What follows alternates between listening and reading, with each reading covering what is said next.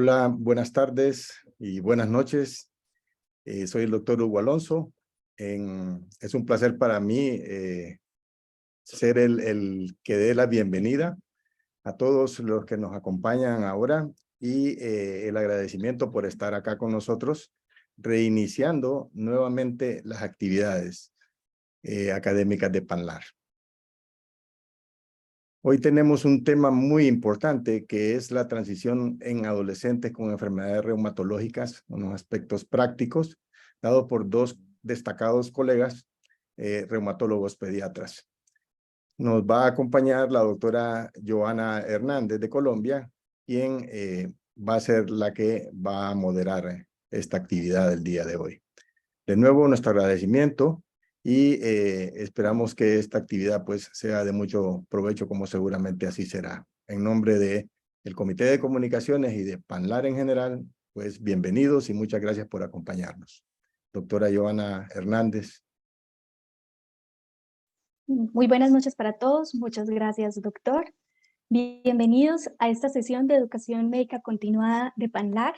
Como les dijo el doctor Alonso, mi nombre es Joana Hernández, soy pediatra reumatóloga de Colombia y en nombre del Grupo de Estudio de Reumatología Pediátrica les damos la bienvenida. Esta noche contaremos con dos destacados conferencistas.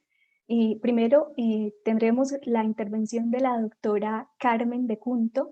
La doctora Carmen de Cunto es reumatóloga pediatra del Departamento de Pediatría del Hospital Italiano de Buenos Aires, Argentina. Es coordinadora del programa de transición de pediatría a la medicina de adulto del mismo hospital y es miembro del Consejo Clínico Internacional de Fibrodisplasia Ossificante Progresiva.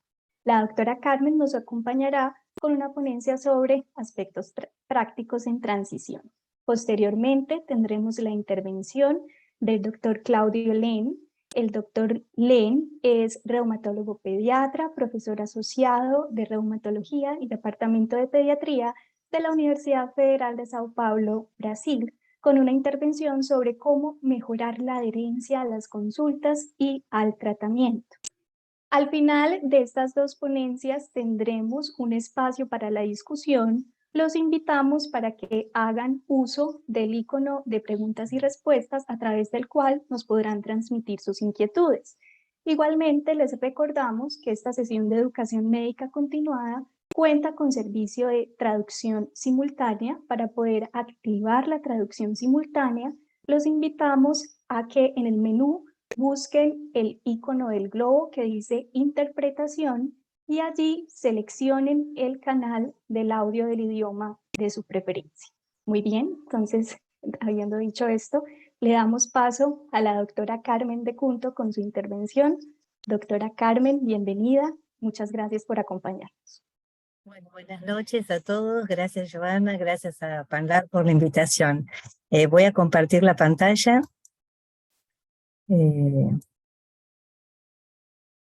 ¿La ven? No sé si la están viendo. Sí, doctora. Perfecto. Bueno, muy bien. Bueno, el tema de hoy para hablar es la transición de adolescentes con enfermedades reumatológicas y cuáles son los aspectos prácticos que tenemos que tener en cuenta. Antes de esto voy a hacer una breve introducción.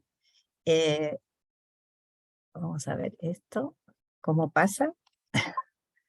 A ver, acá, primero comentar, no tengo ningún conflicto de interés para declarar en relación con este tema, y vamos a empezar por lo que ya sabemos. Muchos de nosotros, la audiencia, reumatólogos pediatras y algunos de adultos, sabemos que hace muchos años estamos preocupados por el tema de la transición de nuestros pacientes hacia la medicina del adulto. Ya en 1991 el doctor Balúa Freya fue uno de los primeros en escribir algún artículo científico en relación a este tema en pacientes con enfermedades reumatológicas. ¿Y qué es lo que sabemos? Primero sabemos que la transición es necesaria, que tenemos que preparar a los adolescentes y a sus familias para este proceso, y que hay estrategias para lograr un buen pasaje, y debemos que saber cuánto dura ese proceso, y que tenemos que tener en cuenta que tenemos que hacer una buena coordinación entre los servicios pediátricos y de adultos. También sabemos que tenemos que mantener un contacto una vez realizada la transferencia y evaluar si la transición resultó exitosa o no. Lo que sí sabemos es que este proceso consta de 3 componentes fundamentales. Uno es la preparación, que fundamentalmente le toca a los pediatras y a los especialistas pediátricos, que consiste en asistir a los adolescentes en la adquisición de pautas de autocuidado y de mayor responsabilidad en el manejo relacionado con su salud. Luego la transferencia del cuidado. Esto se incluye ya un trabajo conjunto y de comunicación entre pediatras, médicos de adultos, adolescentes y familiares, idealmente antes de la primera visita al especialista de adultos. Y fundamentalmente después la integración al cuidado de adultos, ¿no? Y está enfocada a recibir al joven para continuar con la adquisición de sus pautas de autocuidado, trabajar en la confianza mutua y facilitarle todo lo referente a turnos, derivaciones a otros especialistas y demás. Esto es lo que sabemos. Ahora, podemos preguntarnos si todo esto que sabemos, ¿cómo lo estamos haciendo? Cada uno desde su propio lugar, ¿no es cierto? Les voy a mostrar algunos datos. Estos son algunos datos de un trabajo que publicamos el año pasado sobre lo que se está haciendo en mi hospital.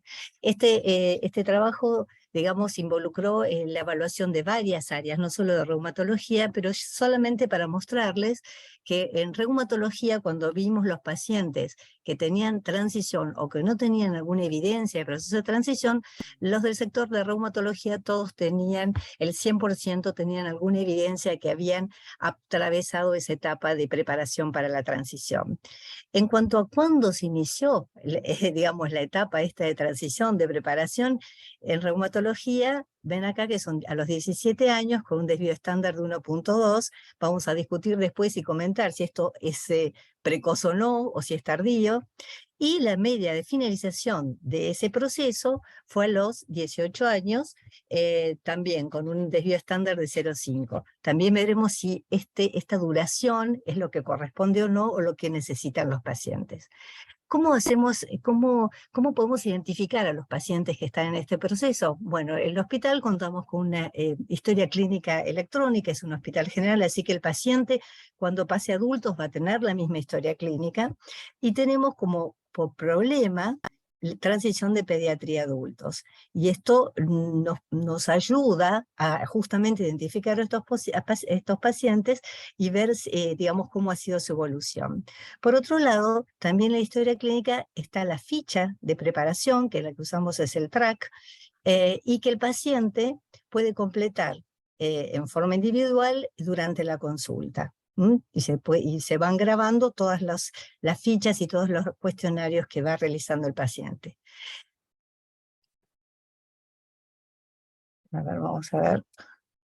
Y otra cosa que me faltaba decirles, que hay pacientes que en forma excepcional, a pesar de tener 18 años, que es la edad el límite en que el hospital puede aceptar pacientes para ser internados en pediatría o para recibirlos en la guardia, hay pacientes por distintas razones, sobre todo de orden médico o que la enfermedad estaba activa, que se los puede identificar con este enrolador o distintivo que es HAT, es Hospital Atención Transición, y estos pacientes cuando llegan a la guardia del hospital o cuando llegan a internación, a pesar de tener 18 años o más, siguen siendo atendidos en pediatría.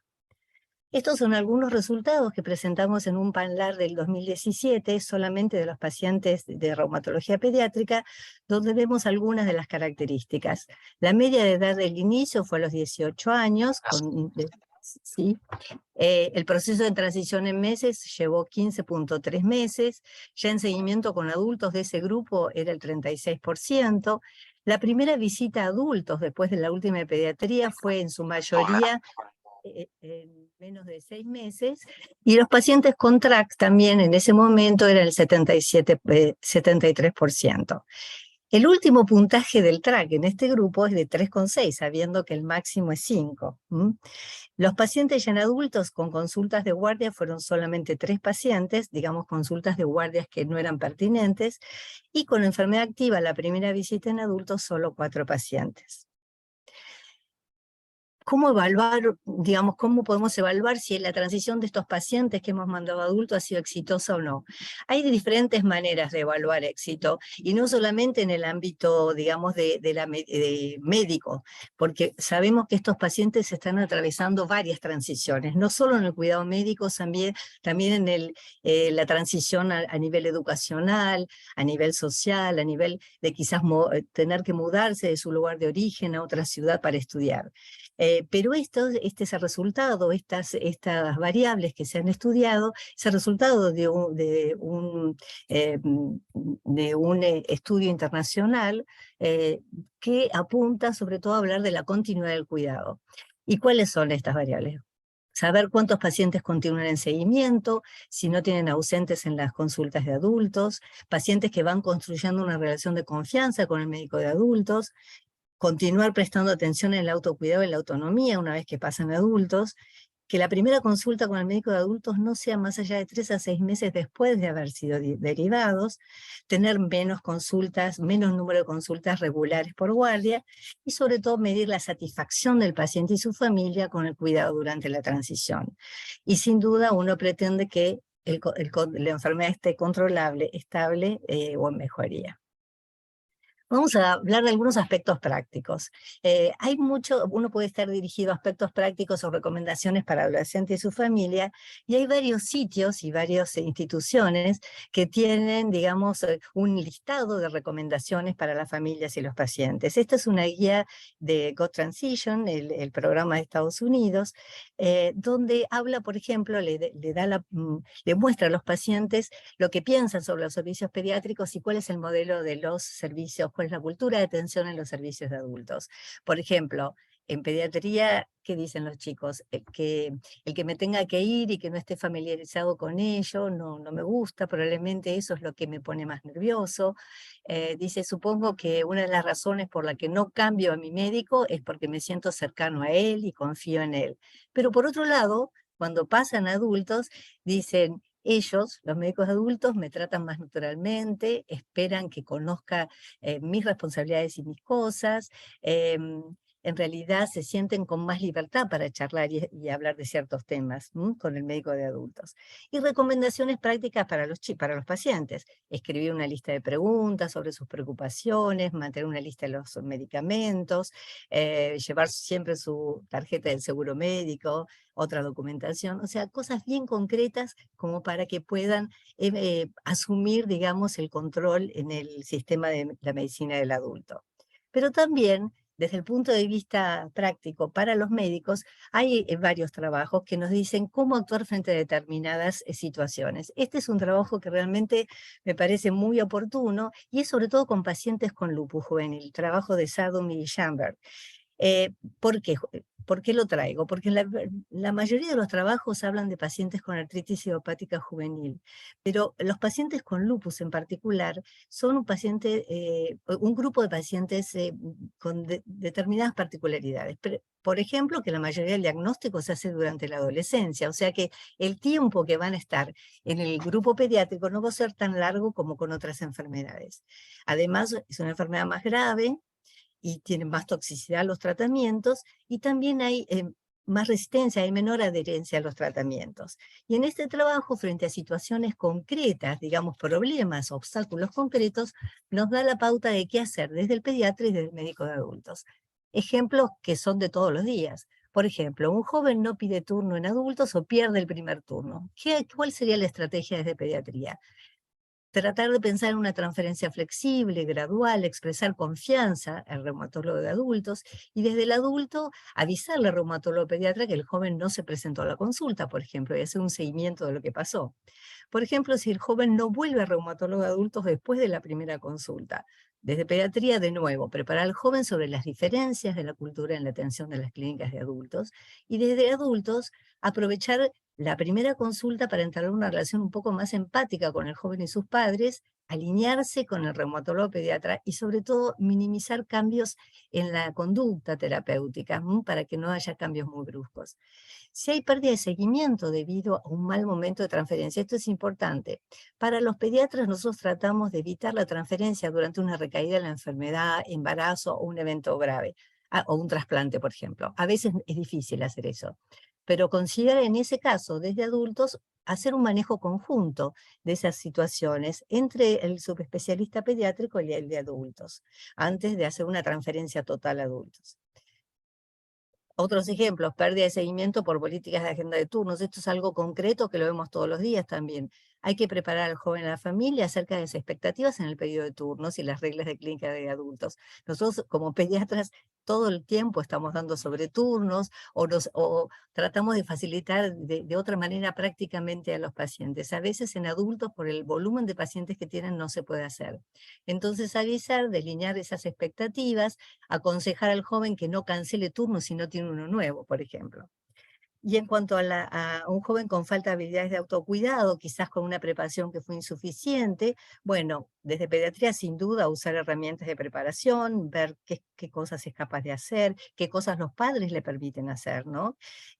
Y desde adultos seguir trabajando en esas pautas de autonomía.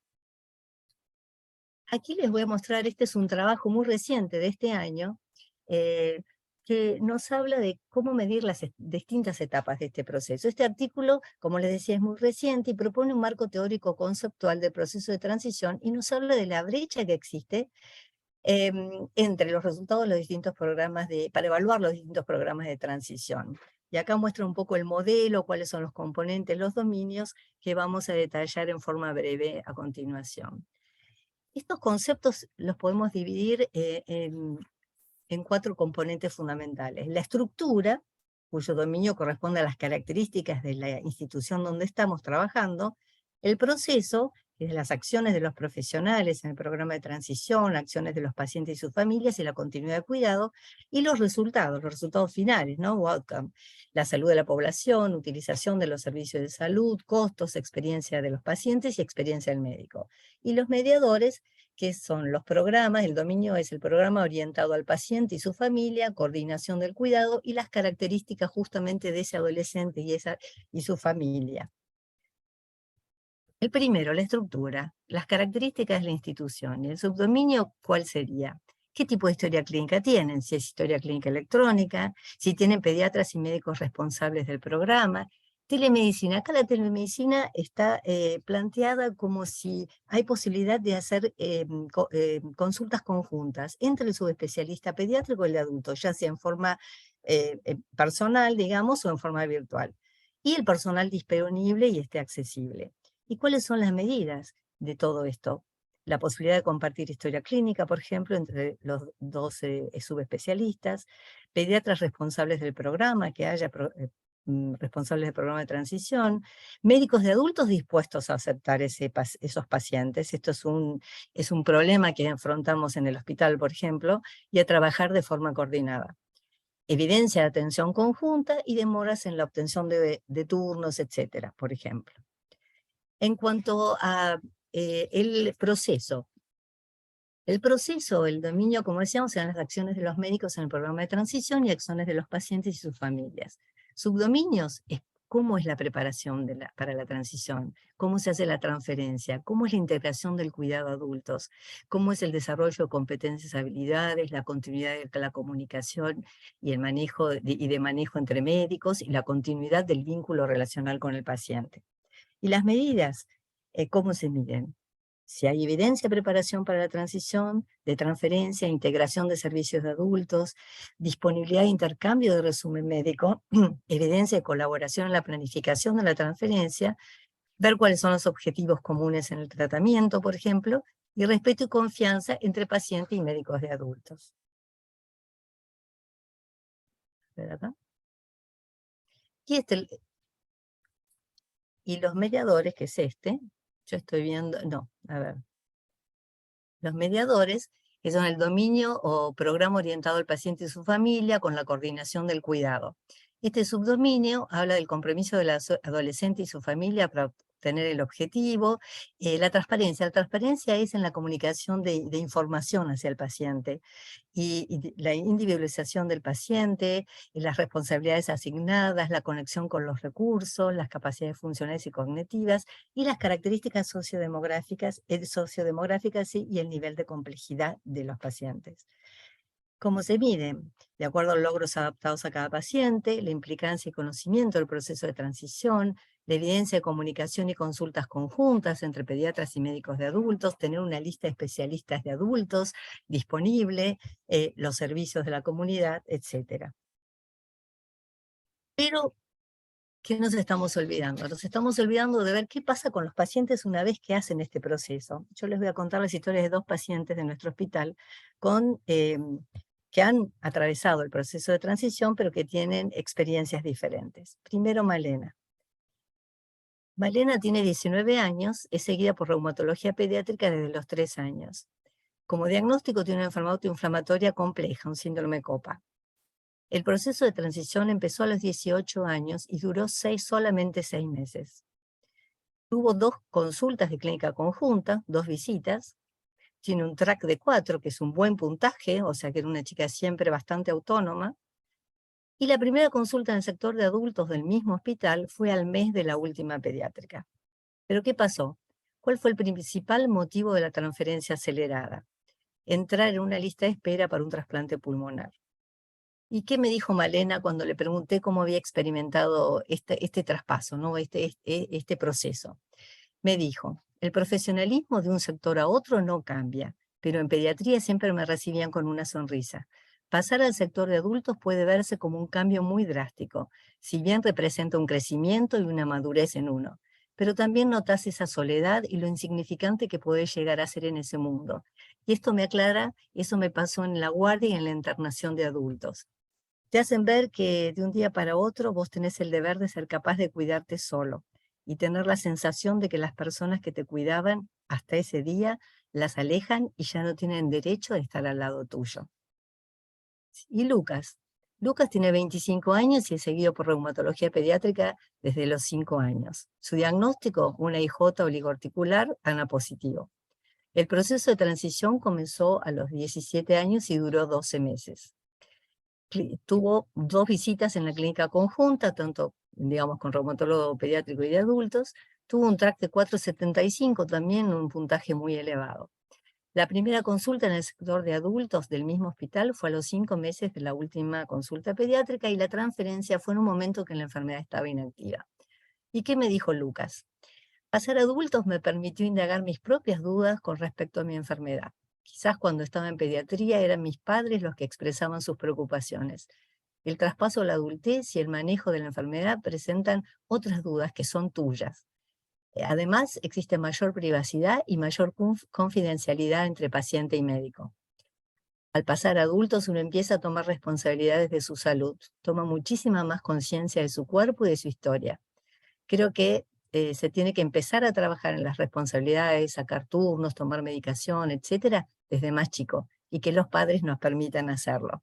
Digamos, esto nos ayuda a revisar lo que hacemos y en qué podemos cambiar algunas cosas, y siempre enfocado a lo que necesita cada paciente.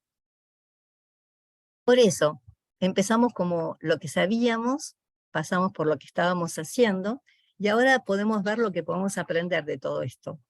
Que la transición es necesaria sin duda, es parte del crecimiento y es un componente crítico para la continuidad de cuidado. Es un periodo de mayor vulnerabilidad para los pacientes. Debemos difundir e implementar diferentes programas de acuerdo con cada contexto. Tenemos que preparar a los adolescentes y familias, sí. Tenemos que hacerlo a edades más tempranas y por el tiempo que requiera cada paciente y su familia. Tenemos que dar información y atención dirigida a los pacientes y hablar y trabajar el cambio de rol para los padres. ¿Qué estrategias para lograr ese pasaje? Sin duda las clínicas conjuntas han probado ser una estrategia válida para el conocimiento mutuo de los pacientes, familias y médicos actuales y futuros. Y es posible hacerlo cuando la enfermedad, en lo posible hacerlo cuando la enfermedad esté inactiva. En cuanto a la coordinación de servicios de adultos, es fundamental el conocimiento mutuo, la confianza y la comunicación con los nuevos grupos. Mantener el contacto una vez realizada la transferencia, eso es importante para el reaseguro del paciente y su familia y para acompañar al nuevo equipo tratante. Y sin duda evaluar si la transición fue exitosa o no. Sobre todo evaluar la satisfacción de los pacientes, su calidad de vida, el estado de la enfermedad y la continuidad del cuidado. Para finalizar, simplemente leerles parte de un documento que se elaboró en la Sociedad Argentina de Pediatría hace unos años, con la participación de todos los distintos comités y grupos de trabajo de distintas subespecialidades pediátricas. Y se nos hizo enumerar una serie de facilitadores del proceso de transición con lo que respecta a reumatología pediátrica, y estos son los que se definieron. La existencia de grupos de reumatología de adultos en diferentes centros del país capaces de continuar con el seguimiento de nuestros pacientes. Contamos con ello. La mayoría de los pacientes pediátricos con enfermedades reumáticas pueden lograr pautas de independencia y autonomía. Esto es otro facilitador. Eso sí, incluir en las estructuras hospitalarias las clínicas de transición para que no dependan de esfuerzos individuales, que es lo que estaba sucediendo.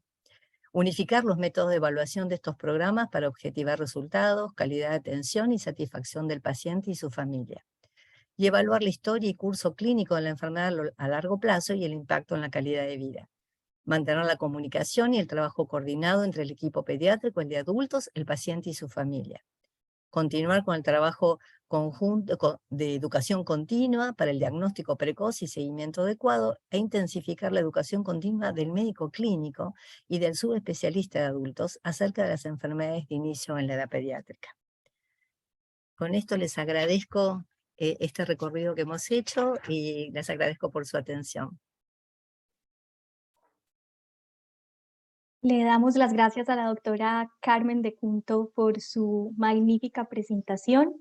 Les recordamos que al final de nuestra sesión tendremos un espacio para todas sus inquietudes y recuerden que durante esta conferencia pueden hacer uso del servicio de traducción simultánea al cual pueden acceder en el menú, el icono interpretación, y así pueden escoger el canal que corresponda al idioma de su preferencia. Muy bien, damos entonces paso al doctor Claudio Len.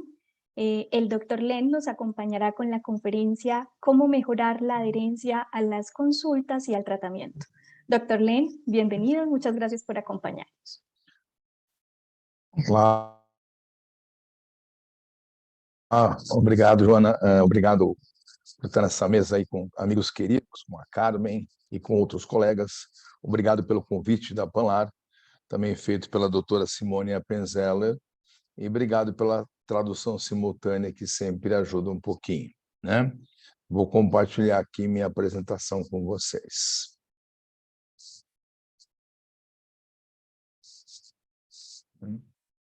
Pronto. Ótimo. Só aqui um pouquinho. Ótimo. Vamos aqui. Excelente, muito bom. Deixa eu voltar aqui de novo, só me apresentar. Eu sou o Cláudio, eu faço parte de um grupo na Escola Paulista de Medicina, na Universidade Federal de São Paulo, que é um centro de referência em reumatologia pediátrica, e o desafio da transição é muito grande, enorme, né? E eu procurei trazer um pouquinho aqui para essa apresentação de alguns aspectos práticos do que nós temos realizado no nosso ambulatório nos últimos anos. Apesar que eu tenho essa minha mente inquieta, eu sempre, assim, do mesmo jeito que a Carmen comentou, nós temos sempre dúvidas se é o melhor caminho que estamos tomando, né? Então, vamos falar um pouquinho também do problema da adesão na adolescência, né? O problema da adolescência, as estratégias para melhorar esse cenário, mas num desafio muito grande, porque os hospitais públicos nossos, muitos são carentes, com problemas, né? O ambulatório de reumatologia pediátrica, ele tem muitos pacientes, mas mesmo assim, bem menos do que o de reumatologia de adultos, onde são atendidas às vezes 100 pacientes num dia só no ambulatório, é muito mais que os nossos 30, 40, então é diferente, né? Muitas vezes pacientes que têm uma certa dificuldade em marcar consulta, algumas famílias com dificuldades sociais e educacionais, não algumas, mas muitas, né? Temos esses 9 anos de experiência, fala da nossa situação, a dificuldade de identificar um aderente ou aderente, a nossa experiência, e uma coisa que a doutora Carmen falou, às vezes o pediatra é um pouco paternalista, né? Então, tem o nosso lado também de aprender um pouquinho a deixar o paciente crescer, né? Coisa da cabeça do pediatra. E falar um pouco da nossa assistência multiprofissional, o que nós fizemos para tentar ajudar um pouco mais nessa situação. O cenário brasileiro, né? Estou aqui no Brasil, estou em São Paulo, né? 50% a 70% dos adolescentes com doenças reumáticas crônicas, né? Estão em fase ativa da doença, né? Como foi bem colocado, o lúpus, por exemplo, a maioria dos pacientes começa na vida adolescente mesmo, né? E um grande problema, as doenças muitas vezes são silenciosas, né? Uma nefrite lúpica, por exemplo, alguma coisa o paciente não entende ou não quer entender a necessidade do tratamento, e você tem que dar algum tipo de medicamento que é complicado. Imagina uma menina de 16 anos tendo que tomar corticoide e outros imunossupressores, e você tendo obesidade, acne e muitas limitações. Não é nada fácil também, né? O problema da autoridade, a gente pode debater um pouquinho. Muitas vezes os filhos não impõem, os pais não impõem respeito, e os filhos muitas vezes não obedecem, né? Então, isso é meio difícil também, e acho que esse problema vem aumentando, né? O problema da autoridade da família tem diminuído bastante. E é um processo complexo que você tem que ter muito recurso. Hoje, eu estava de manhã com o meu grupo falando dos problemas psicológicos nossos, enormes, né? Necessidade de atendimento psicológico, e, logicamente, a maioria das vezes adolescentes, como é difícil ter recurso, ter psiquiatra, psicólogo, e aí vai por diante. Então, assim, na nossa experiência, né, eu vou falar um pouco do que a gente faz. Tem uma parceria tripla, onde nós temos aqui o Hospital São Paulo, que eu trabalho, eu sou funcionário, que está inserindo numa universidade, onde a gente tem que gerar conhecimento, e uma ONG também, que eu tenho a honra de presidir, que chama Acredite, Amigos da Criança com Reumatismo, que procura implementar recursos para a gente tentar ter essa estrutura multiprofissional em espaço adequado, né? Sabemos do problema, né? A perda de pacientes é muito grande. Ora, a gente vai ver que mais ou menos de todos os pacientes que saem do ambulatório pediátrico, 30% a 40% muitas vezes chegam no ambulatório do nosso hospital, mas muitos vão para outros serviços que a gente não tem como seguir mais e se perde, e outros não devem ir para lugar nenhum, porque a gente não tem como acompanhar isso, né? E um problema também, que eu acho que a gente tem que aprender muito, a adolescência tem mudado muito, né? Os problemas da adolescência mudaram muito de quando eu comecei a especialidade, há 30 anos atrás, e hoje. Depois vocês podem falar um pouco, o bullying, né? O bullying é um problema enorme, né? O bullying, o cyberbullying, que, né, os pacientes com problemas. Acho que a mídia social piorou muito isso. O problema de sexualidade, nós temos muitas crianças, adolescentes que chegam grávidas no ambulatório, meninas com 16, 17 anos grávidas, com a doença em plena atividade, o álcool e drogas e problemas escolares vários, né? Que é difícil você lidar, né? Então, o que nós podemos fazer? Assim, como por ser um hospital universitário, nós podemos disseminar um pouco e estudar, coisa que a doutora Carmen também faz, né? Que eu já sabia e pude me atualizar aqui, e também tentar melhorar um pouco o nosso sistema local, né? A gente tem que pensar globalmente, mas atuar localmente. O nosso hospital é quaternário, são 400 consultas por mês, muitas dessas de adolescentes.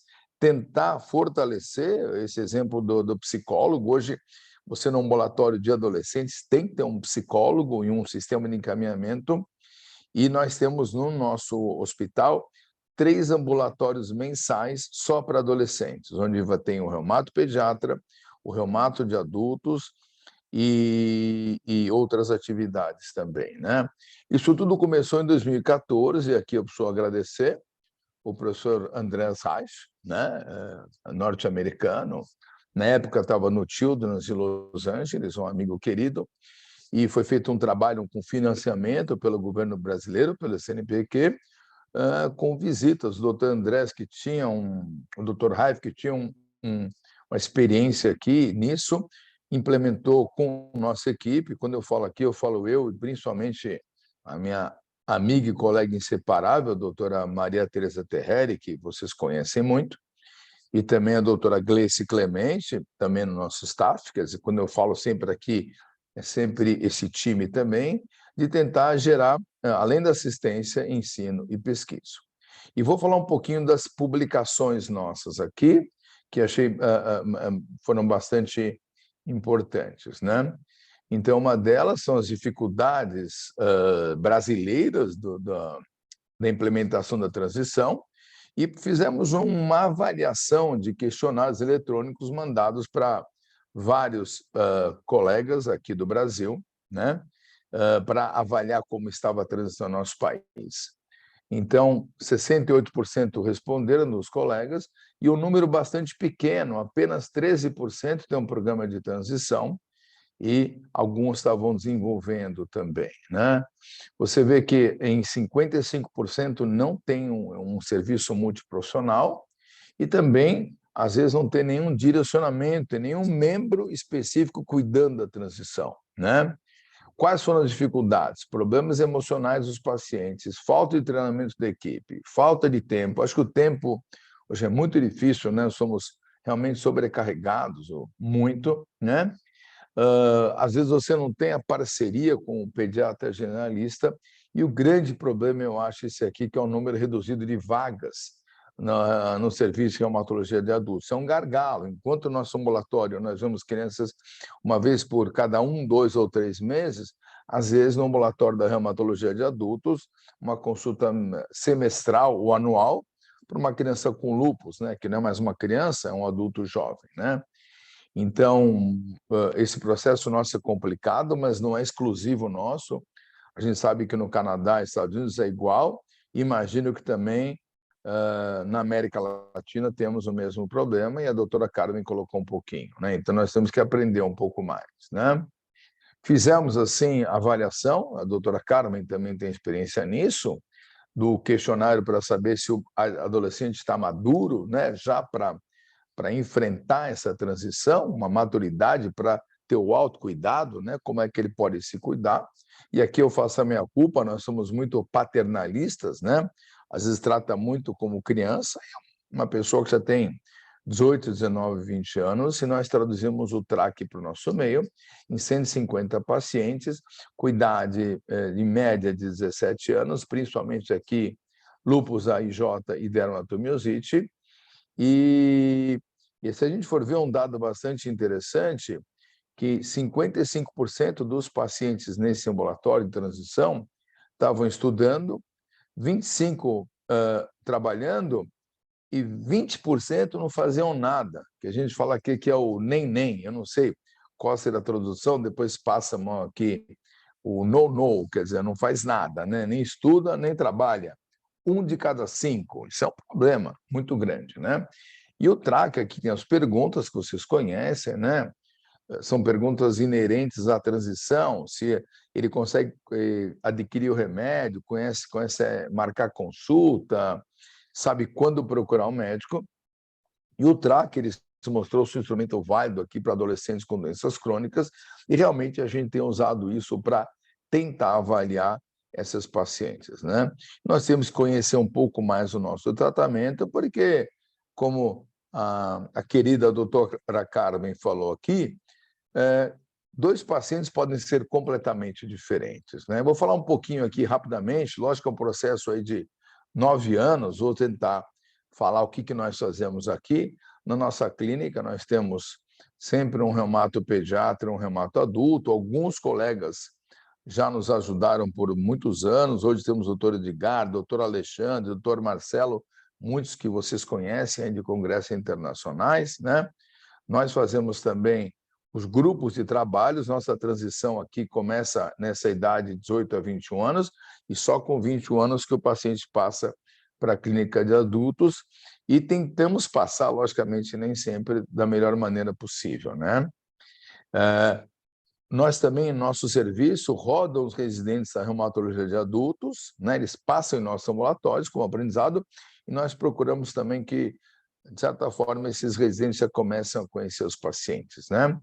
Parte da consulta é realizada apenas com adolescentes sem os pais, tem um formulário próprio, e tentamos fazer um retorno. Depois da transição, ele volta mais uma vez, mesmo sendo adulto jovem, para tentarmos saber o que aconteceu, né? Muito importante, essas conversas talvez sejam um ponto muito alto, né?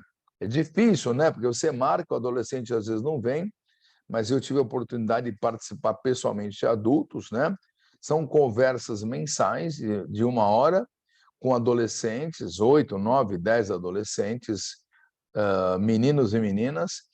Temos médico especialista, no caso aqui, reumatopediatra, mas também já convidados ebiatras, ginecologistas, pessoas que gentilmente vêm nos ajudar, uma psicóloga, assistente social, e no dia da consulta, antes da consulta, o paciente vem, o grupinho dos que vão ter consulta, tem essa reunião e vão indo para as consultas. E na pandemia, tentamos por via virtual, né, pelo Zoom, mas é difícil, né? Você que com um adolescente sai de casa às 7 da manhã ou liga o computador às 7 da manhã, é um desafio que eu convido para um jantar aqui em São Paulo, quem conseguir convencer um adolescente às 7 da manhã de ligar o seu celular para ver uma palestra, mas presencialmente funciona melhor. Então, as palestras são sobre autonomia, sexualidade, cuidado com a saúde, papel da família, mercado de trabalho, isso é muito importante, né? Tentar direcionar, e planos para o futuro, tudo isso muito centrado no paciente. É muito interessante, e nas reuniões que eu participei, as meninas participam mais que os meninos, né?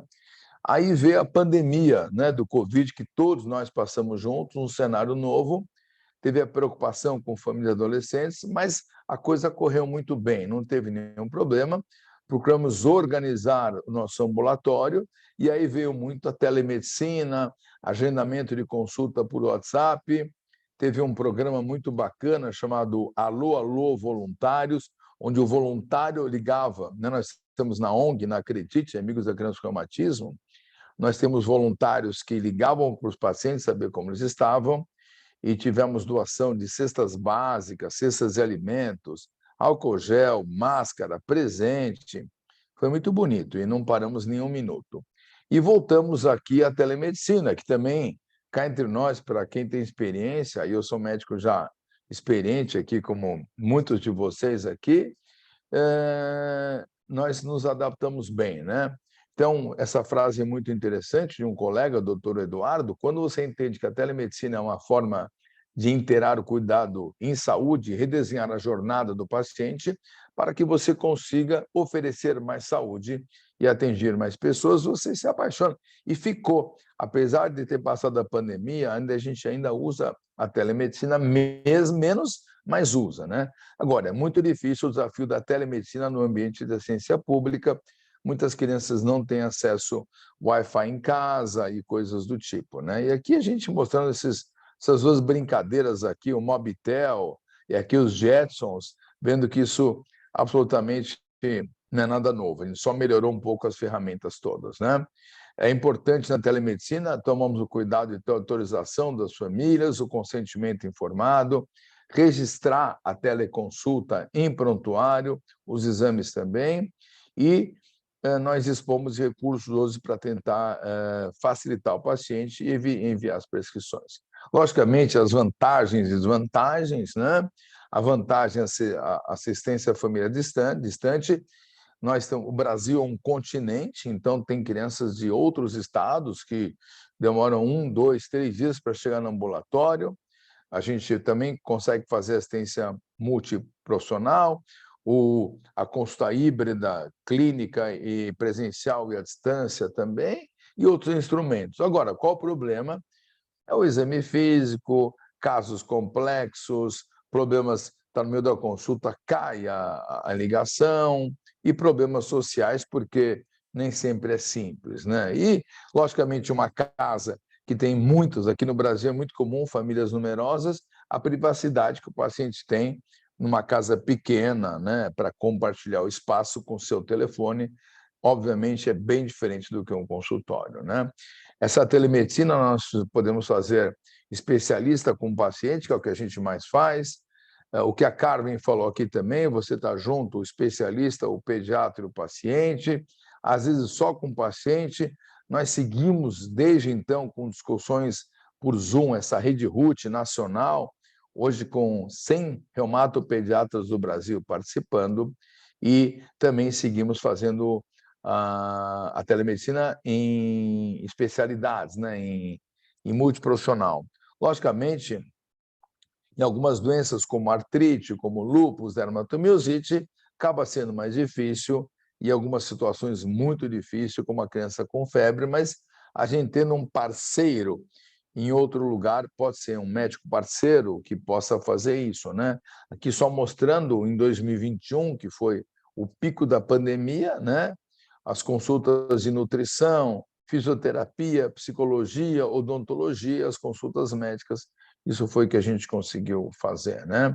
Interessante aqui, quem não conhece o Brasil, aqui a Renata, nossa fisioterapeuta, aluna minha de mestrado. Se for ver, Rondônia é longe, Rondônia é a distância de avião, são 6 horas aqui para chegar em Rondônia, então é muito longe. A Renata conseguiu fazer fisioterapia de uma criança de Rondônia, e aqui uma criança em São Vicente, que é uma cidade litorânea, também umas 3, 4 horas de carro de São Paulo, né? Isso foi um sucesso, né? Aqui mostrando, né, os pequenos vídeos, aqui a Renata Soares mostrando para as famílias todas, né, como fazer os exercícios, então isso foi bastante interessante. Manda muito material para os pacientes por internet. Nós temos uma rede do WhatsApp também com nossos pacientes. Isso ajuda muito no nosso serviço, né? Logicamente, tem coisas, o ensino vai evoluir muito, né? Vai chegar uma hora que nós vamos ter cabines aqui de telemedicina que o paciente vai conseguir fazer ultrassom, ecocardiograma, medir a pressão. Isso um dia vai acontecer e a gente vai conseguir fazer uma consulta de maior qualidade também, né?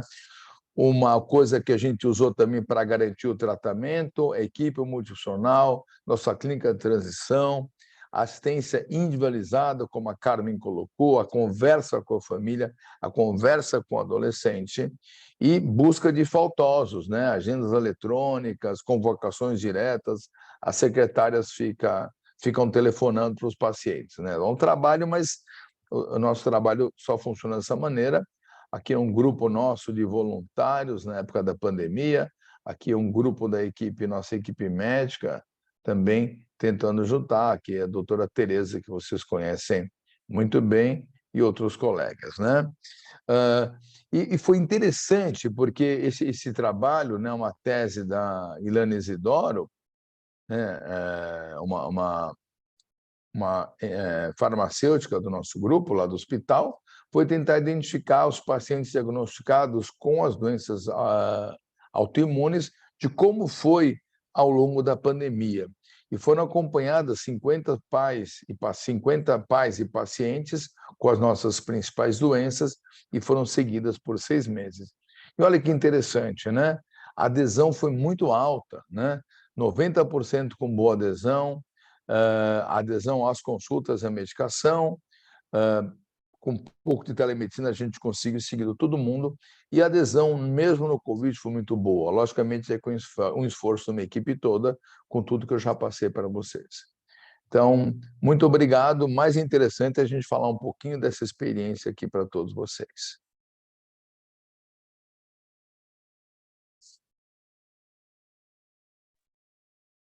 Muchas gracias al doctor Claudio Len por su conferencia y empezamos entonces el espacio de discusión. Queremos invitarlos a que hagan sus preguntas a nuestros expertos en la parte del menú a través de la herramienta de preguntas y respuestas. Pueden anotar allí sus inquietudes y nosotros las transmitiremos a nuestros invitados. Empecemos con la primera pregunta del doctor Rodrigo Suárez, que está dirigida a la doctora Carmen de Cunto. Doctora de Cunto, el doctor Suárez dice: los reumatólogos que trabajan en el servicio conjunto tienen una profundización en la patología reumática infantil y o un entrenamiento específico en transición. Sí, gracias, Rodrigo.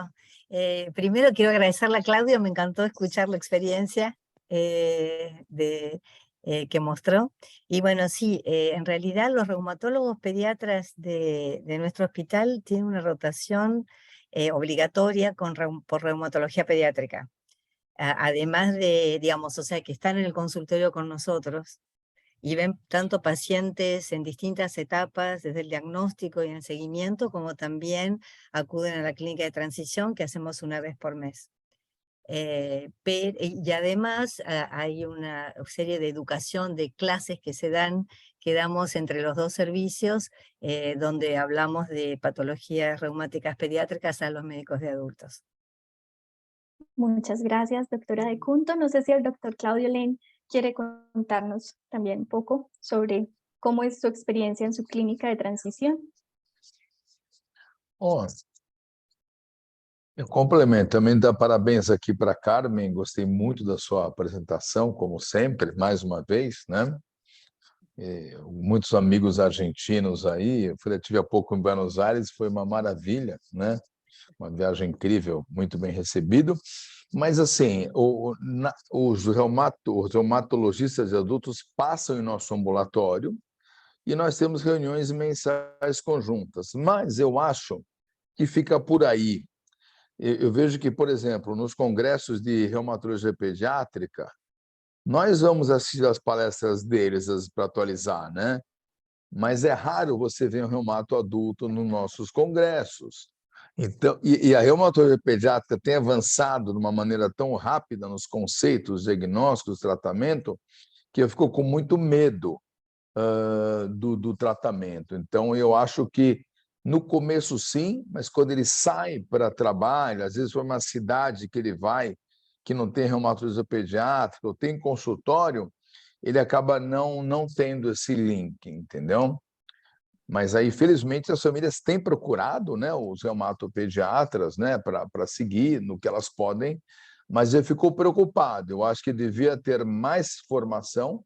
Eu queria saber como funciona na Argentina, em colegas aí de outros, da Colômbia e outros lugares, porque muitas cidades, a maioria, não tem reumatopediatra, até porque somos poucos. A proporção, às vezes eu fico brincando, né? Deve ser igual lá para Carmen. Muita criança está com uma artrite e vai no ortopedista, não vai no reumatologista. Mas ortopedista tem, aqui no meu bairro, deve ter 200. E reumatopediatra só um. Entendeu? Então, que também às vezes tem a vida acadêmica, fica fazendo pesquisa, então não tem consultório o dia inteiro. Então, a gente tem que entender um pouco as famílias. Eu acho que não só o reumatologista, mas a gente tem que ter uma inserção nos ortopedistas, viu, Joana? É muito importante que muitas vezes o ortopedista e o pediatra são primeiros a atender e não encaminham corretamente. E a gente tem que trabalhar um pouco mais com esses grupos. La verdad coincido con Claudio en todo lo que ha dicho y en realidad la idea nuestra es cierto, somos pocos, pero estamos tratando de hacer redes y que haya más en distintas partes del país también, para que poder tener una comunicación más fluida tanto con los ortopedistas como los reumatólogos de adultos, ¿no? Bueno, y pues para hablarles un poco de lo que pasa en Colombia, en realidad tenemos diferentes modelos. La transición, digamos que es un asunto en el que todavía tenemos que trabajar bastante. Sin embargo, hay que reconocer que en diferentes ciudades ya se han hecho pues, se han implementado diferentes estrategias.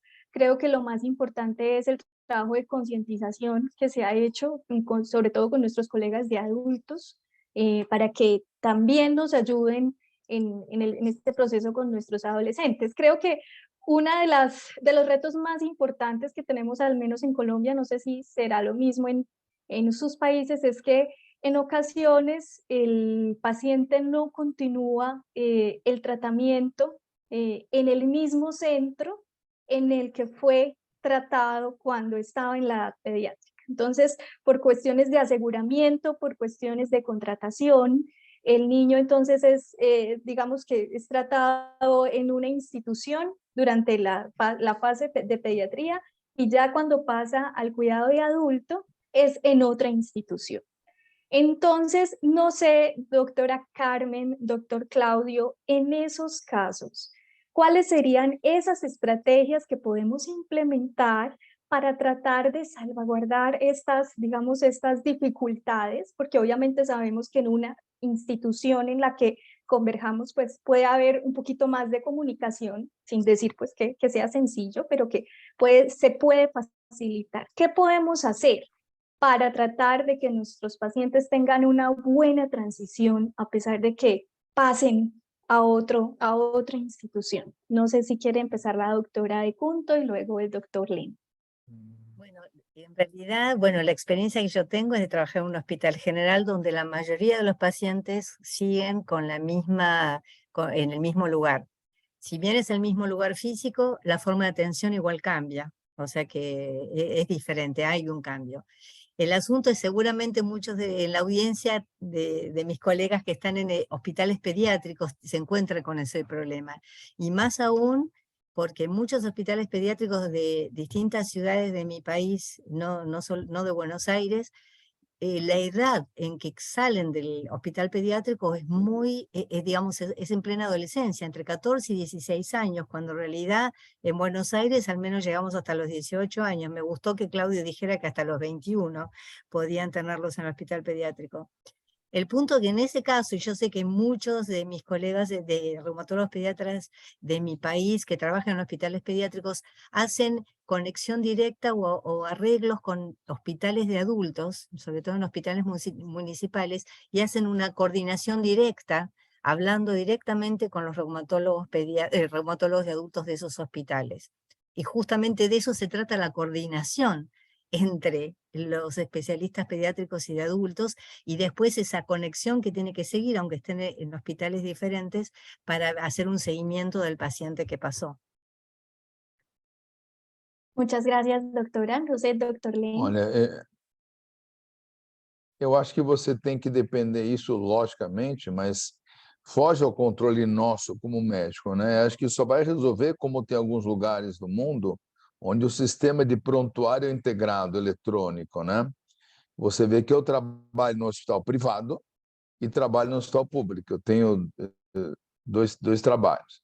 No hospital privado, eu consigo acompanhar o prontuário de todos os pacientes, quer dizer, um paciente que passou no... nem só reumatologista, ele vem de um gastroenterologista, de um nefrologista, eu consigo acompanhar as consultas, ver os exames, quer dizer, está tudo registrado ao longo do tempo, né?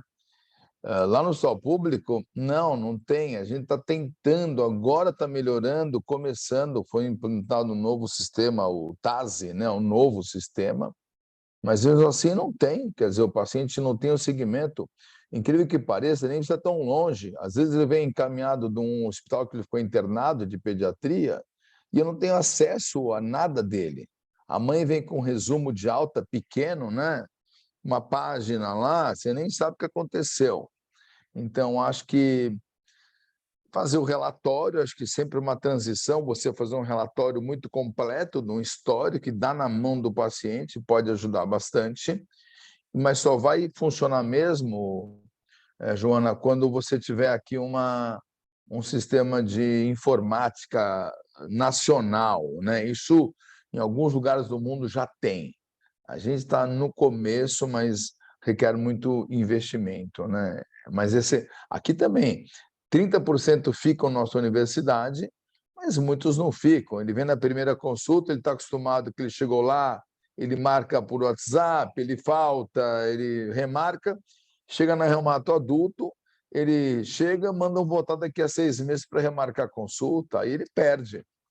A gente, às vezes, mima muito, a palavra mimar, acho que é a mesma, né? Ele fica mimado também, tem a nossa culpa, e aí ele chega lá, não é mimado, ele fala, aqui eu não fico. Mas não fica em lugar nenhum, né, Joana? Não sei se você vê isso aí também, né? Nós temos um pouco de culpa nisso. Eu às vezes, sou muito crítico da gente também, sabe, facilitar muito a vida, e a realidade, às vezes, não é essa. Mas acho que só vai funcionar quando tiver esse sistema de informática integrado. Yo creo que el Na doctor Argentina Lin... tem isso? Na Argentina tem, Carmen, sistema informático integrado? No, se está trabajando en eso. Se había empezado en los hospitales de la ciudad, no sé en qué estadio están, porque yo trabajo solo en el sector privado. En nuestro hospital sí, pero bueno, al menos en Buenos Aires estaba trabajando en hacerlo. Así que no sé en qué estadio está, pero sí que se había avanzado ya.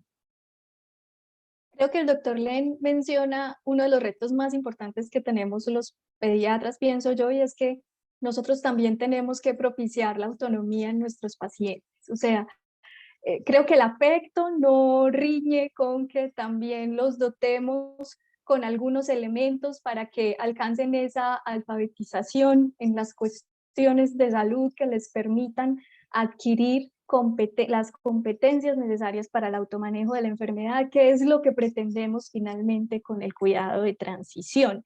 Aquí Darío Mata nos dice que ante estas dificultades de que ambos reumatólogos adultos pediatras no estén en el mismo hospital, una gran herramienta sería la telemedicina, es lo que plantea acá este participante. Ya cambiando de tema, la doctora Graciela Espada los manda a felicitar a ambos y les pregunta, ¿no creen que la transición debe ser tomada con pediatras pediatras que trabajen con nosotros o los diferentes especialistas, ya que la edad a la que se transiciona es muy difícil aún y se suman a la enfermedad de base los problemas de la adolescencia, como son los problemas emocionales, sociales, psicológicos y de desarrollo? La doctora también nos dice que ella cree que deberían los responsables de salud en los gobiernos valorar esta actividad y crear clínicas. No sé qué opinan. Empecemos con la doctora De Cunto y le damos la palabra al doctor Bueno, Lencoy. me alegro que Graciela haya traído ese tema y podría charlarnos ella de la experiencia en su hospital también.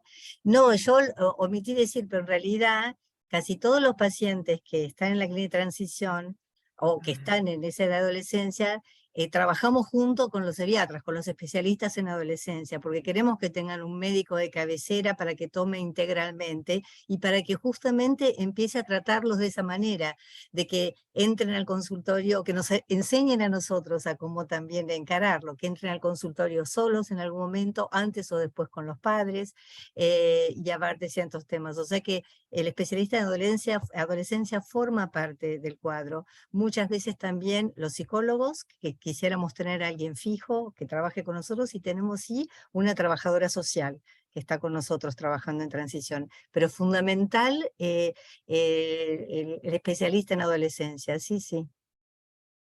El doctor Len nos quiere contar su experiencia. ¿Trabajan ustedes con médicos especialistas en adolescencia como parte de sus clínicas de transición? Olha, na minha cabeça, eu sempre achei que esse deveria ser o verdadeiro modelo de transição, não o que a gente faz, né? De você ter, ao mesmo tempo que ele iria seguindo com a gente, iria com consultas no pediatra para falar os grandes problemas que eu falei, né? O bullying, autocuidado, sexualidade, autonomia, né? Até para ele entender um pouco os temas de saúde. Mas o problema é que nós temos poucos reumatopediatras e menos ainda ebiatras, menos ainda. Não sei como é aí, mas nosso hospital tem um ebiatra. E você vai ter, né, gastroenterologia, nefrologia, cardiologia, reumatologia e outras especialidades. Eu tenho muito contato também, tem uma colega muito próxima minha que ela cuida de criança com diabetes. É mais difícil ainda, é mais difícil com diabetes mellitus tipo 1. Então, o que podia fazer, eu pensei nisso, tentamos já falar, mas não dá, se encaminhar 1, 2, 3, como é que eu posso encaminhar, sei lá, 40, 50 pacientes por ano para um ambulatório que tem um ebiatra? É impossível, e a consulta do ebiatra leva 2 horas. Né? É muito mais demorada que a nossa. Então, o que a gente tem feito, já fizemos, é convidar o ebiatra para dar aula para a gente para entender a adolescência. Isso é uma estratégia muito boa, porque nós reumatopediatras, lógico, temos que aprender tudo sobre as nossas doenças, nossos remédios, mas também tem a nossa cabeça de reservar um pequeno espaço, uma porcentagem, para entender a ebiatria, a consulta, os problemas, como aprender a ouvir o adolescente, né? Porque tem norma, a ebiatria é espetacular, né? A gente faz isso, né, de uma certa maneira, mas eu acho que a melhor coisa, eu estava até conversando hoje de manhã sobre o lado psicológico, eu estava falando de um paciente que tem um bullying muito forte na escola, intenso, né? Uma criança com fibromialgia que tem um bullying terrível, e lembramos de chamar uma ebiatra muito boa, que chama Andréa Erkovics, que é amiga nossa, já veio falar, para ela dar uma atualizada, falar um pouquinho de bullying, crianças com ameaça de suicídio, hoje em dia, né? Várias falando em suicídio.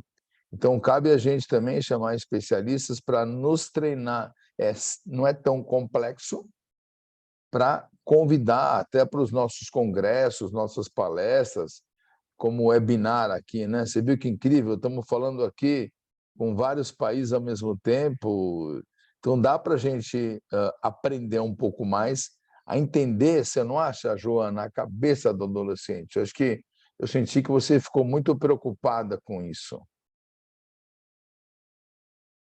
Sí, doctor, bastante preocupada porque lamentablemente en Colombia tenemos muy pocos pediatras. Es una de nuestras necesidades insatisfechas en salud. En la universidad donde yo me desempeño como profesora tenemos la fortuna de tener una pediatra que trabaja con los estudiantes de pregrado, también con nuestros estudiantes de posgrado en pediatría, pero si somos pocos reumatólogos pediatras, tenemos todavía más poquitos pediatras. Entonces, yo creo que una reflexión que hace usted es sin duda la necesidad de la educación médica continuada, de acercarnos a estos profesionales, no solamente desde el ámbito académico, facilitando que nuestros residentes tengan acceso a los profesionales de pediatría, sino también en nuestras instituciones de salud, propiciando espacios de formación, no solamente para los reumatólogos pediatras, sino para los reumatólogos de adultos, para el personal de apoyo que nos acompaña, las auxiliares de enfermería, las enfermeras jefes, los trabajadores sociales.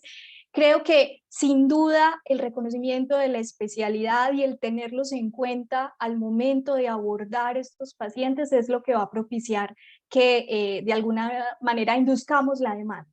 Pero esa es una de las necesidades insatisfechas que tenemos y creo que no pasa solamente en Colombia, sino posiblemente en muchos países de Latinoamérica, donde todavía la medicina del adolescente es una deuda pendiente en la atención pediátrica y ahí tenemos un reto bastante grande. Por acá tenemos un comentario y una pregunta de Mayra Candiota de Uruguay, a quien le mandamos un fuerte abrazo. Doctora Carmen la manda a saludar también. Ella nos dice, estuve hace poco conversando con Carmen y sé que cuenta con un cuestionario para ir evaluando el proceso de los chicos para llegar a la transición. Luego tienen una junta reumatólogo infantil junto con adultos. Me gustaría saber si en Brasil es similar. Doctor Len, no sé si usted nos quiere contar. Usted nos habló un poco pues, de toda su experiencia con el TRAC, pero no sé pues, si quiere contarle un poco más a Mayra al respecto. Não, só dados de... Nós temos uma consulta disso no ambulatório de adolescentes, tem uma consulta onde perguntamos tudo isso, né, as características do adolescente, as condições sociais, educacionais, atividade, e é uma consulta com um protocolo específico, né? E não, tentamos fazer a consulta só com adolescente, com reumato adulto, mas de fato não na prática, né? O TRAC sim, mas fora isso não fazemos outras coisas, né? A não ser quando tem alguma pesquisa, né? Nós temos algumas pesquisas em andamento, aí a gente acaba fazendo, até porque o ambulatório nosso tem sido, não sei como é aí, na Colômbia, na Argentina, mas cada vez mais lotado, cada vez mais crianças, né? Então, uma correria, antes acabava 11h30, depois meio-dia, agora vai acabar ninguém almoça mais, né? Então, tem esse... Não, mas não... Especificamente, não. Bueno, muchas gracias. Acá para darle cabida a los comentarios de los participantes, tenemos un participante que creo que pues debe ser un padre de familia por lo que nos cuenta. Él dice que a veces los adolescentes tienen dificultades para aceptar su enfermedad y menciona algo muy importante que yo creo que da cabida a una pregunta y dice que los padres deben hacer parte de la transición y no dejar solos a los adolescentes. Nos hemos centrado en cómo prepararnos al adolescente, qué actitud deberíamos tener nosotros como reumatólogos pediatras, qué actitud deberían tener los reumatólogos de adultos, pero ¿cómo preparamos a los padres? ¿Cómo preparamos a los padres para ese proceso de transición? Doctora De Cunto, no sé usted qué nos Bueno, puede decir. es excelente la observación y la pregunta, porque justamente lo que yo cuando empezamos a charlar de esto, mucho antes de darles el cuestionario y demás, los padres dicen, no nos va a abandonar. Eso es la frase que recogemos. Y en realidad, o cuando hablamos con el paciente en particular y que responde el padre o la madre, y decimos, no, quiero escuchar a ver qué dice su hijo o su hija. Y entonces en ese momento, digamos, tenemos que hacer una educación a los padres, lo que yo decía del cambio de rol. Tampoco hay que pensar, educamos a los reumatólogos de adultos también para que no los dejen de lado. Porque muchas veces los padres saben mucho más sobre lo que le pasó a su hijo que los propios médicos. O sea que considerar lo que ellos traen de bagaje es muy importante cuando los reciben en adultos.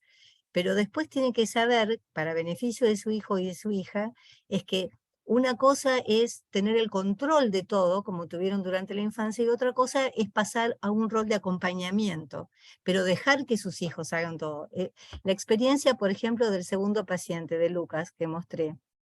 Lucas sabía hacer un montón de cosas, tenía en el cuestionario, él sabía todas estas cosas que tenía que hacer, pero ¿qué pasaba? No los hacía porque los hacía la mamá, y la mamá no le daba la alternativa de poder hacerlo. O sea que tenemos que un poco sin duda preparar a los padres al mismo tiempo que nos preparamos nosotros y que preparamos a los pacientes. Gracias, doctora. Doctor Len, si usted quiere contarnos algo sobre cómo preparar a los padres. Olha, é curioso, né? Tem vários tipos de família, né? Tem famílias que a mãe quer que o filho de 14 já venha sozinho. Ela chega, vai na sala de espera e fica lá, e às vezes não vem. E tem gente que fala, nossa, que mãe é essa? Mãe desnaturada, mãe ruim, deixa ele sozinho, né? E ela está preparando ele para o autocuidado, né? E ele tem o telefone do médico, ele cuida de tudo, né? Logicamente, ela fica supervisionando.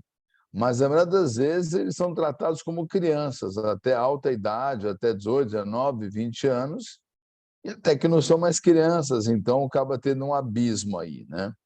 Então, é uma salada mista, tem vários tipos aí, acho que cada um tem que conhecer seu paciente, né? E uma coisa que eu acho interessante aqui também essa coisa de você conhecer a família, saber como ela é, né? Até porque tem famílias hoje que estão muito desestruturadas, né? Um problema social muito grande, mães com sobrecarga, mães sozinhas, casais com problemas de divórcio, sabe? Às vezes a mãe que o pai tem que trabalhar o dia inteiro e não estão em casa para cuidar da saúde. Então, acho que o primeiro passo, Joana, é conhecer a família e fazer uma medicina muito direcionada, né? Como se fosse um alfaiate, né? Fazer um terno, fazer uma roupa para aquela família. Não dá para... O ser humano é muito diferente. Isso é uma coisa que eu aprendo no dia a dia da minha vida como médico. Entra uma família, depois entra outra família, são absolutamente diferentes. Acho que a gente tem que ter a sensibilidade de tentar ajudar, entender como é a família, o pai, a mãe, o filho, a avó, e às vezes não culpar, não criticar, né? Às vezes a gente... Uma consulta hoje no ambulatório de manhã, estava a avó com a neta e a avó que trouxe, mas aí o residente ficou bravo, que a avó não sabia que remédio tomava, não trouxe nada, né?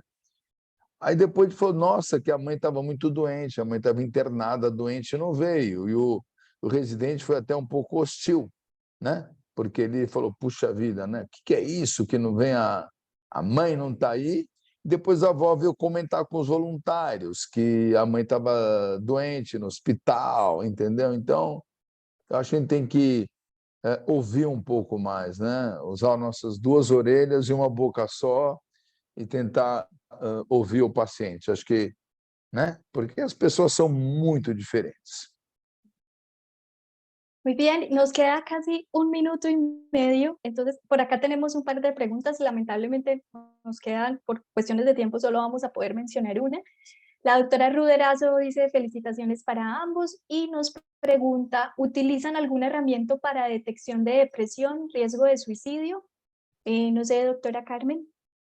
No, nosotros particularmente no, pero justamente por eso la mayoría de los pacientes son atendidos por un médico de adolescencia. Por suerte en Argentina la adolescencia es una especialidad, la pediatría, que tiene mucha fuerza dentro de la sociedad de pediatría también. No lo hacemos en particular, no hacemos ninguna... Si tenemos alguna sospecha clínica, porque nosotros también hacemos ateneos con la gente de adolescencia bastante seguidos, si hay alguna sospecha clínica, los derivamos a ellos para que lo evalúen. Muchas gracias, doctora. ¿El doctor Len? Mesma coisa, a gente, infelizmente, nós temos uma psicóloga junto, né? E quando a gente nota isso, realmente a gente procura encaminhar, né? Porque, eu volto a dizer, a gente não entende isso. Tem os questionários todos, né, de triagem, mas é muito difícil uma triagem, que nós temos lá no ambulatório, de um risco verdadeiro. Então, acho que quando alguém ver um caso desse, eu acho que realmente vale a pena procurar um pediatra e um psiquiatra também, né? E nem precisa ser infantil. A gente está falando, não tem psiquiatra infantil, tem muito pouco. Mas alguém com 15, 16 anos, 17 anos pode ser visto por um psiquiatra generalista también. Bueno, creo que por cuestiones de tiempo, siendo ya las 8:20, debemos dar por finalizada esta sesión. Le ofrezco disculpas a todas las personas que nos hicieron sus preguntas, pero digamos, por estar ya finalizando la sesión nos quedarán pendientes. Quiero expresar mi enorme gratitud a la doctora Carmen de Punto y al doctor Claudio Len por habernos acompañado en esta sesión, y especialmente a las personas que abrieron un espacio en sus agendas para oírnos hablar sobre estos temas. Yo quisiera finalizar pues como una pequeña conclusión de algunos elementos extraídos de la charla de la doctora de Punto y la charla del doctor Claudio Len. Sin duda, el cuidado de transición es necesario y es un componente fundamental para la continuidad del cuidado de nuestros pacientes. Debemos hablar del cuidado de transición cada vez desde edades más tempranas, y en estas charlas debemos incluir a los padres de familia y hablarnos, como nos dijo la doctora de Punto, de el cambio de rol, sin dejarlos de lado. Debemos trabajar en la medida en que sea posible en clínicas conjuntas. Sin embargo, cuando por cuestiones de locación no sea posible, es muy importante elementos como la historia clínica electrónica y el poder establecer una comunicación directa con los profesionales que continuarán con el cuidado de nuestros pacientes. Es importante que tratemos de hacer la transición, ojalá, cuando la enfermedad se encuentre inactiva. Sin embargo, pues habrá algunas situaciones de emergencia donde, así como lo expusieron nuestros conferencistas, donde será necesario que se haga una transferencia un poco más acelerada, y es en esos casos donde idealmente se debería hacer un acompañamiento conjunto al equipo de adultos. Es muy importante también que implementemos la evaluación de la satisfacción de la transición, así como evaluamos a través de herramientas como el TRAC qué tan preparados están nuestros adolescentes para pasar al cuidado de nuestros compañeros de adultos. Muy bien, muchas gracias para todos. Doctor Claudio, doctora Carmen, muchas gracias a Panlar, y esperamos entonces tener otra oportunidad para encontrarnos y hablar de estos temas tan importantes. Feliz noche para todos. Buenas Gracias noches. a todos. Un gusto verlos.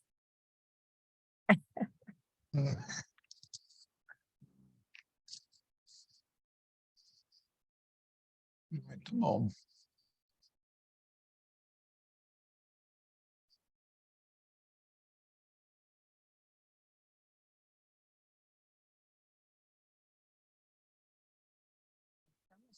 Tchau, tchau. Boa noite para vocês.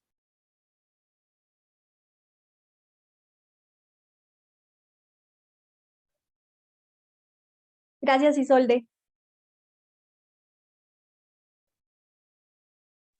Gracias a todos. Feliz noche. Feliz noche.